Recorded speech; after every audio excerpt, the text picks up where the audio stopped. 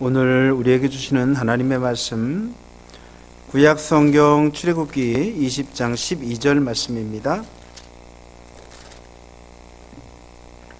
제가 가지고 온 성경에는 구약성경 112쪽에 있습니다.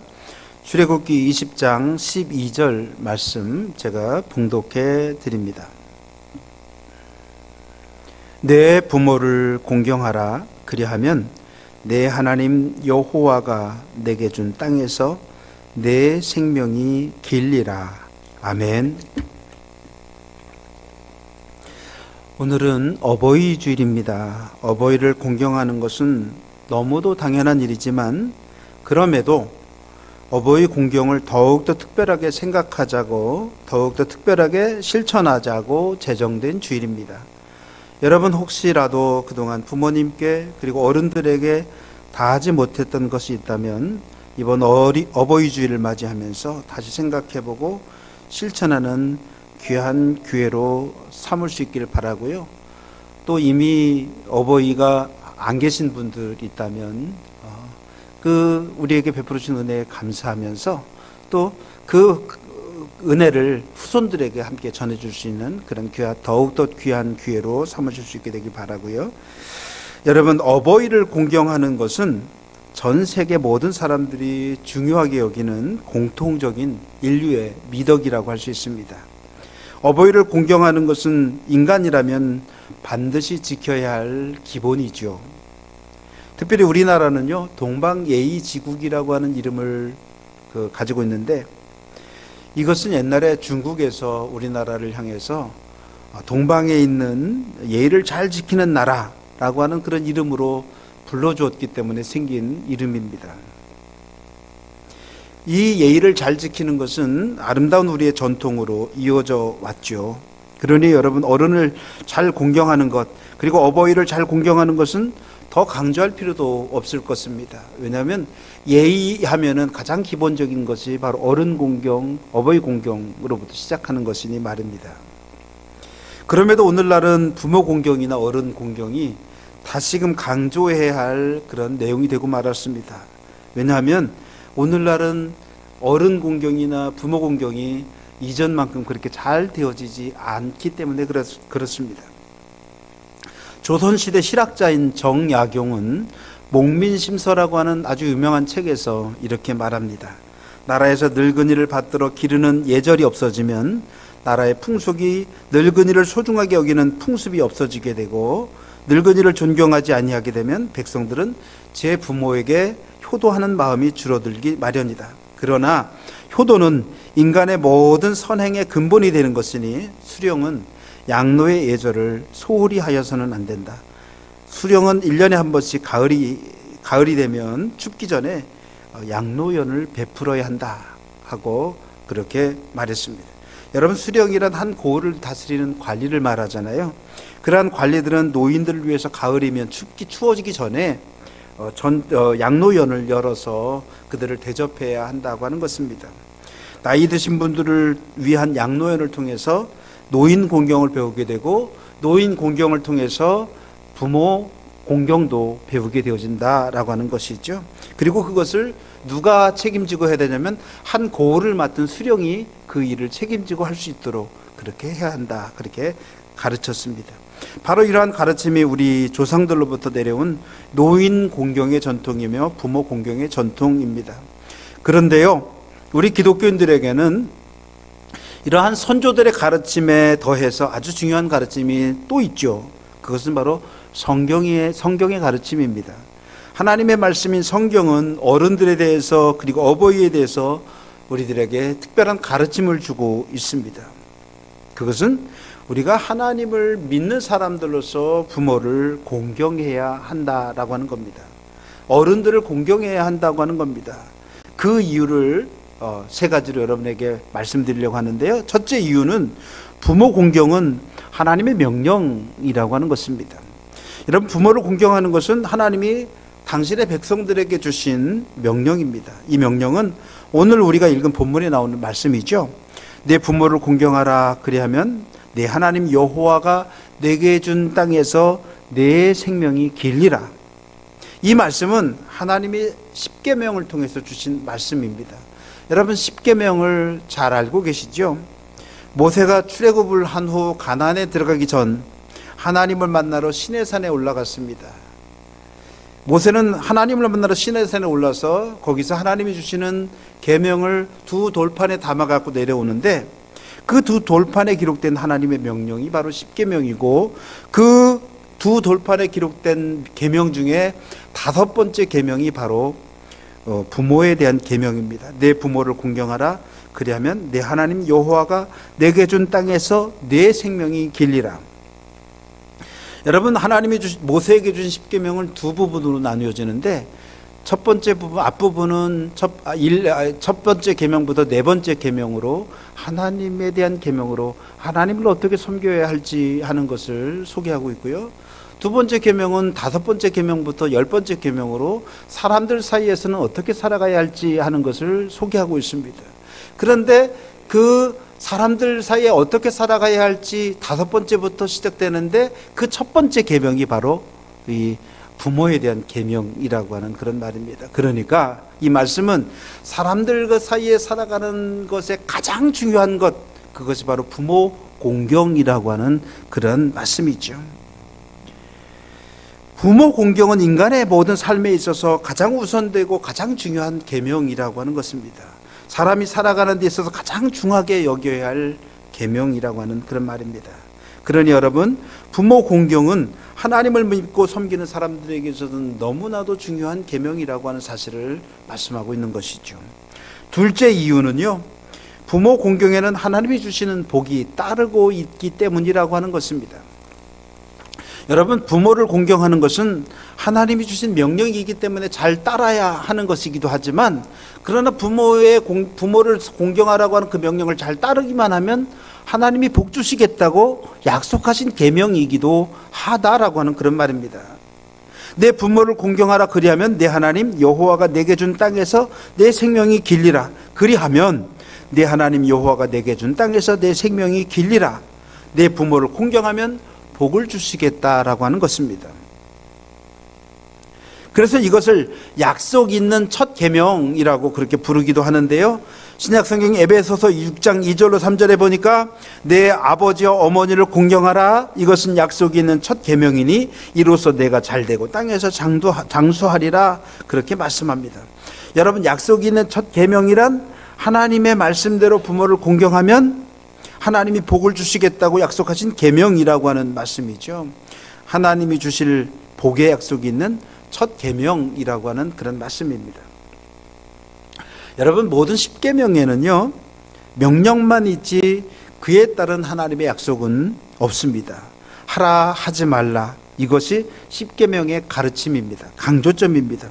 그래서 첫째 계명에는 너는 나 외에는 다른 신들을 두지 말라 말씀하고, 둘째 계명에서는 새긴 우상을 만들지 말라, 셋째 계명에서는 여호와 이름을 망령되이 부르지 말라, 넷째 계명에서는 안식일을 기억하여 거룩하게 지키라 말씀합니다. 그리고 여섯 번째로부터 열 번째 계명에서는 말라 계속 말씀하시면서 반복되면서, 그런데 유독 다섯 번째 계명, 부모 공경의 계명만큼은 잘 지키면 그에 따른 복이 주어진다고 약속하신 것입니다. 그러니 여러분, 하나님의 계명을 지키는데 하나님의 명령이니까도 지켜야 하지만 하나님의 복을 주시겠다고 약속하신 계명이니까 더 기쁜 마음으로 지켜야 하고 지킬 수도 있는 것이 아니냐라고 하는 그런 말입니다. 그게 바로 다섯 번째 계명입니다. 여러분, 부모 공경을 잘하면 주시겠다고 하신 복의 약속은 내 하나님 여호와가 내게 주신 땅에서 내 생명이 길리라 라고 하는 것입니다. 여러분, 지금 이스라엘은 광야를 지나고 있습니다. 그들이 가고자 하는 땅은 가나안 땅입니다. 그곳은 하나님이 이스라엘 백성들의 약속하신 젖과 꿀이 흐르는 땅입니다. 그들은 지금 하나님이 약속하신 그 땅으로 향하고 있습니다. 거기로 가는 도상 중에 있죠.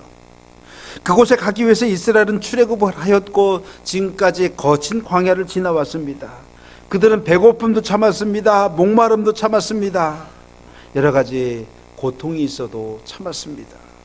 새로운 땅에서 새로운 삶을 시작하기 위해서 그들은 오직 자기 땅을 차지하고 그곳에서 행복한 삶을 살기 위해서 그 땅으로 가고 있다, 그런 말입니다. 그 새로운 땅에서 새로운 삶을 시작할 이스라엘 백성들에게 주신 규범이 바로 이 십계명입니다. 새로운 백성으로서 어떻게 살아가야 될 것인가, 하나님과는 어떤 관계를 가지고 살아가야 될 것인가, 사람들과는 어떤 관계를 가지고 살아갈 것인가, 그것이 바로 십계명이었다라고 하는 그런 말입니다. 지금부터 시작해서 하나님이 약속하신 땅에 이르러서 그들이 살아가야 할 규범, 그것이 바로 십계명입니다.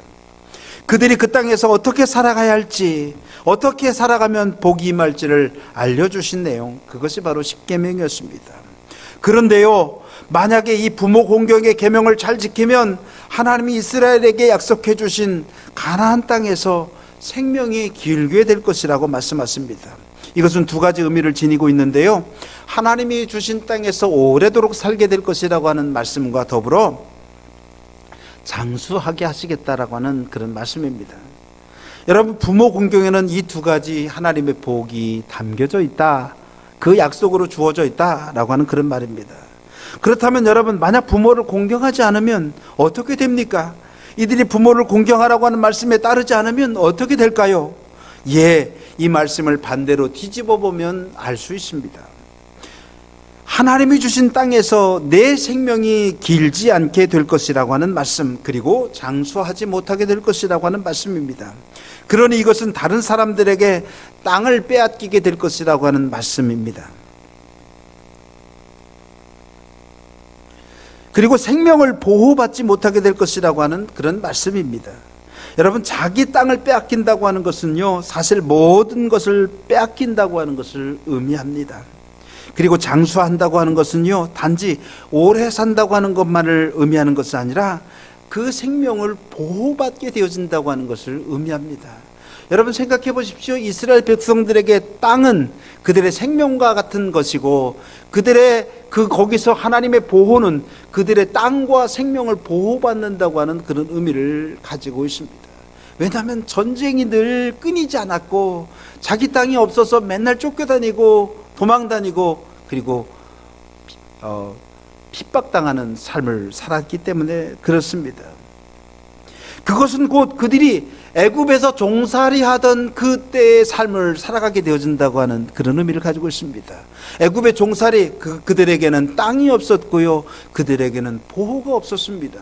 그러니 거기서 출애굽해서 새로운 땅으로 간다고 하는 것은 그들에게 땅이 주어진다고 하는 것일 뿐만 아니라 그들에게 하나님의 보호가 주어진다고 하는, 하나님의 울타리가 주어진다고 하는 그런 의미를 거기에 담고 있었기 때문에 그렇습니다. 그러니 그 모든 것을 빼앗기게 되어진다고 하는 의미를 담고 있습니다.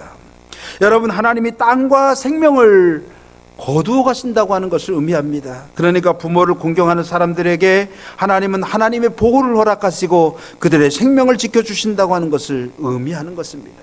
여러분, 마치도요, 하나님은 부모를 공경하는 것과 하나님을 잘 섬기는 것을 거의 같은 수준으로 이해하고 받아들이고 있다라고 하는 그런 말입니다. 하나님을 섬기는 일을 부모를 섬기는 일과 같은 맥락에서 바라보고 있다라고 하는 말입니다. 그러니 이 부모를 공경하라고 하는 이 계명이 얼마나 중요한지, 그리고 얼마나 큰 하나님의 복을 담고 있는지를 우리에게 잘 말해주는 것입니다. 내 하나님을 잘 섬기라, 나 외에 하나님의 이름을 망령되이 일컫지 말라, 앞에 계명을 아무리 잘 지켰어도 부모 공경하라고 하는 계명을 지키지 않는다면 결국 아무것도 아니라고 하는 사실을 의미하고 있는 그런 말씀입니다. 다섯 번째 있다고 해서 그것이 계명의 가치가 떨어지는 것이 아니라 똑같은 하나님의 계명이라고 하는 것을 우리에게 가르쳐주고 있는 그런 말씀이죠. 여러분, 결국 이스라엘 백성들이 계명을 준수하느냐 하지 않느냐의 여부는요, 이들이 앞으로도 하나님의 복을 계속해서 누리고 살게 될 것인지 아닌지를 판가름하게 되어지는 아주 중요한 것이 되어진다고 하는 것을 말씀하고 있습니다. 그만큼 이 부모 공경의 계명은 중요한 것이라고 하는 그런 말입니다. 여러분, 이 계명을 오늘날 우리들의 삶에 적용해 보면요, 자기 부모를 잘 공경하면 하나님이 그에게 주신 복을 계속해서 누리고 살아갈 수 있게 된다고 하는 것을 의미합니다. 하나님이 보호하시고 지켜주셔서 복을 주실 것임을, 그리고 그 복을 계속해서 누리고 살게 될 것임을 의미하고 있다라고 하는 그런 말입니다. 그렇기 때문에 지금 여러분들이 누리고 있는 하나님의 복을 앞으로도 계속 누리게 될 것인지 아니면 누리지 못할 것인지를 판가름하는, 구별하는 기준이 바로 이 부모 공경이라고 하는 그런 말씀이죠. 사랑하는 성도 여러분, 여러분들이 부모를 공경할 때 그것을 하나님이 기뻐하시고 마치도 하나님을 잘 섬길 때 기뻐 받아주시는 것처럼 그렇게 여겨주신다고 하는 것을, 그래서 여러분들을 지키시고 보호하시며 복 주신다고 하는 사실을 기억하면서 부모를 잘 섬기며 부모와 같은 어른들을 또한 잘 섬길 줄 아는 여러분들의 귀한 삶을 살아가시기를 간절히 축원합니다. 그리고 성경의 근거에서 우리가 또한 부모를 공경해야 할 세 번째 이유가 소개되고 있는데요, 그것은 우리가 예수 그리스도의 은혜로 구원받았다고 하는 사실에 있습니다. 여러분, 예수 그리스도는 우리를 위해서 십자가에 달려 죽으셨습니다. 그리고 사흘 만에 부활하셨습니다. 그분은 살아있을 때에나 다시 부활하셨을 때에나 한결같이 당신을 따르는 백성들에게, 사람들에게 세상에서 사랑하며 살아가라고 부탁하셨습니다. 은혜로 구원받은 우리들에게 하나님을 사랑하라고, 그리고 내 몸같이 내 이웃을 사랑하라고 말씀해 주셨습니다. 여러분, 그렇습니다. 우리는 형제 사랑을 명령받은 사람이죠. 그리고 형제는 우리의 이웃에 살아가는 사람들이라고 하는 사실을 지난 주일에 말씀드렸습니다. 그러니 우리는 우리 이웃들을 사랑하며 살아가야 합니다. 그것이 하나님께 속한 삶을 살아가는 길이고 하나님의 자녀로 살아가는 비결입니다. 그렇다면 여러분, 그런 우리가 우리의 부모를 사랑하는 것은 너무도 당연한 일이 아니겠습니까? 우리는 우리의 이웃들도 마땅히 사랑해야 하는 사람들이기에 우리의 부모를 사랑하고 우리의 부모를 잘 공경하는 것은 더 말할 것도 없다라고 하는 겁니다. 당연히 해야 하는 일이고 오히려 하지 않으면 안 되는 일이라고 하는 그런 말씀이죠. 여러분, 요한복음 19장 27절을 보면요, 예수님이 당시 사랑하시는 제자에게, 당신의 사랑하는 제자에게 보라 내 어머니라 그렇게 말씀합니다. 그리고 그때부터 그 제자는 주님의 어머니를 자기 집에 모셨다고 말씀하고 있습니다. 이 말씀은 주님이 자기 어머니를 주님의 사랑하는 제자, 곧 요한이라고 하는 사람에게 부탁하셨다고 하는 것, 그리고 그 요한은 주님의 부탁을 들어주었다고 하는 것을 의미하고 있는 것입니다. 여러분, 주님의 사랑하는 제자는 바로 저와 여러분, 오늘 우리들입니다. 오늘 우리들이 주님의 사랑받는 제자들이 아닙니까? 그러니 주님이 우리들에게 부탁하신 것입니다. 우리들에게 주님의 어머니를 부탁하신 겁니다. 주님의 어머니는 오늘 우리들에게 있어서 우리의 어버이일 뿐만 아니라 우리의 이웃들에게 살아가는 모든 어른들입니다. 그분들을 잘 부탁하신다고, 그분들을 잘 돌봐드려야 한다고 주님이 우리에게 부탁하신다라고 하는 겁니다. 여러분, 주님의 부탁을 잘 들어드리는 여러분들이 되시길 빕니다.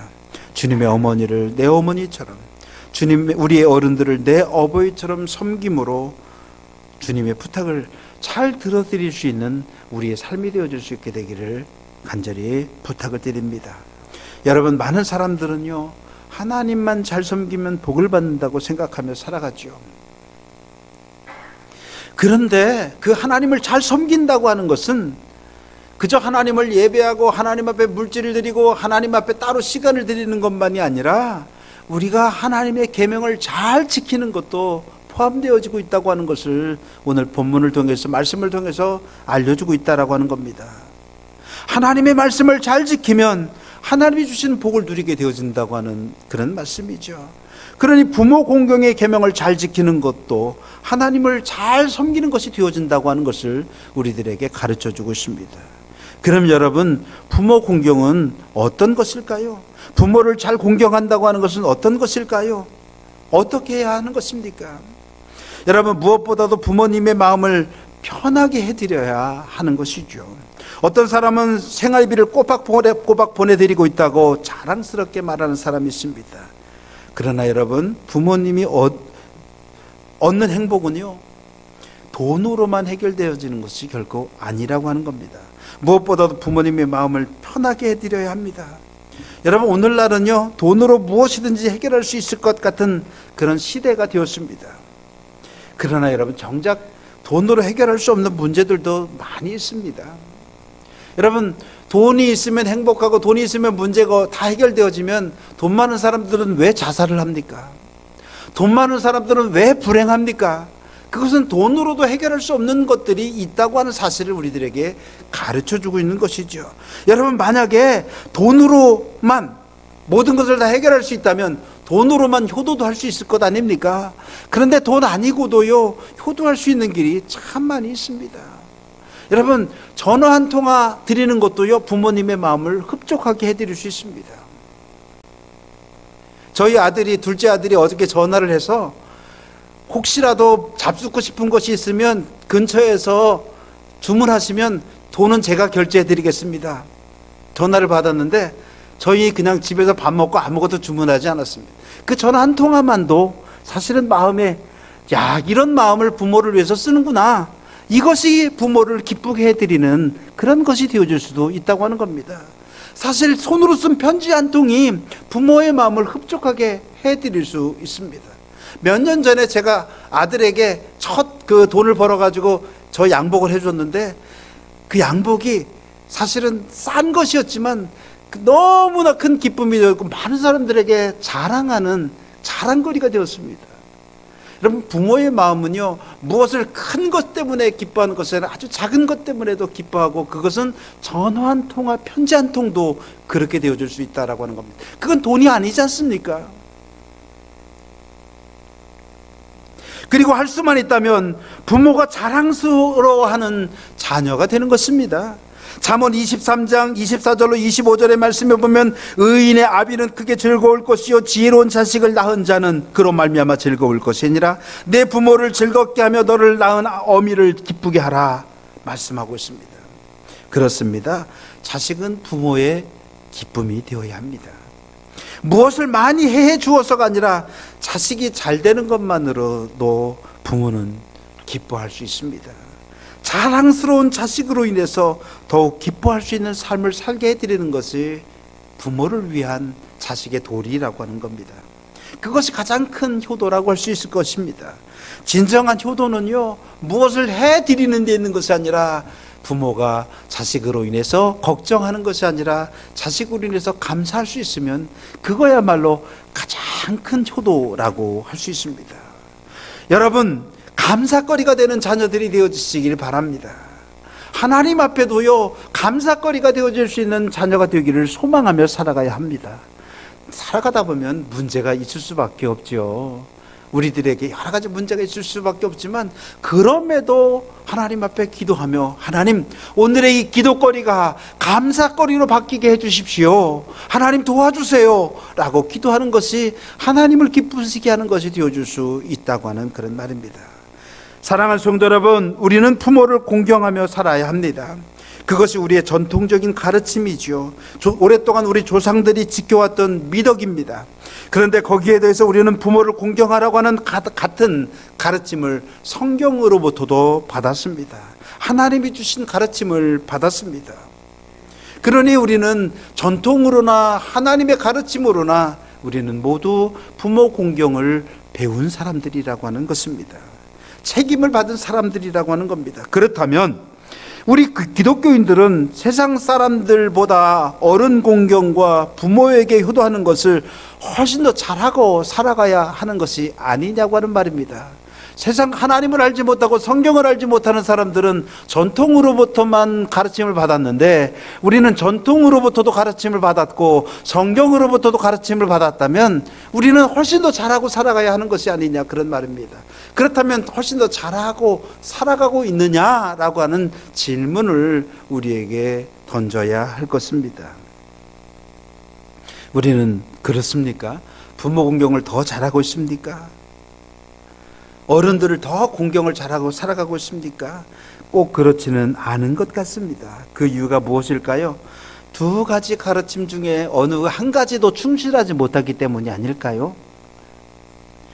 여러분, 전통도 따르지 못하고 하나님도 따르지 못하는 어중쩡한 삶을 살아가고 있지는 않을까요? 어느 한쪽만 잘해도 부모 공경을 잘하며 살아갈 수 있지 않겠느냐고 하는 그런 말입니다.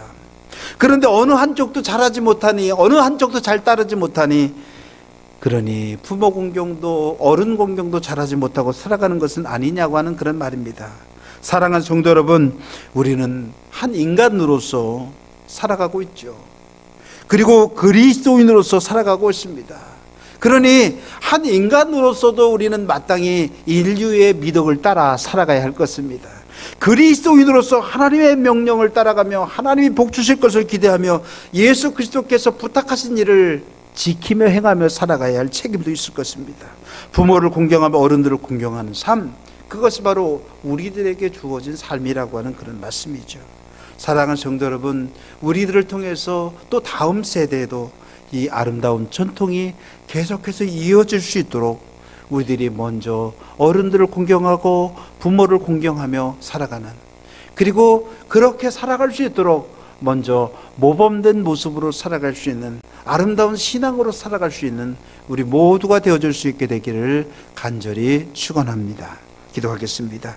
저희들을 사랑하여 주시는 고마우신 아버지 하나님, 우리가 한 인간으로서나 그리고 그리스도인으로서나 마땅히 어른들을 공경하고 부모를 공경해야 할 책임을 가지고 있사온데 그것을 잘 감당하지 못했음을 이 시간 고백합니다. 이제 다시금 결단하오니 그 결단을 이루어갈 수 있도록 허락하여 주옵시고, 우리를 통해서 아름다운 전통이 이어질 수 있도록 주님 저희들과 함께하여 주옵시고, 또 그렇게 살아가는 우리들에게 복 내려 주시옵소서. 아름다운 모습들이, 아름다운 결실들이 우리에게서 드러날 수 있도록 주님 날마다 함께하여 주옵시고 인도하여 주시옵기를 원하며 우리를 사랑하여 주시는 예수님의 이름 받들어 감사하며 기도드렸습니다. 아멘.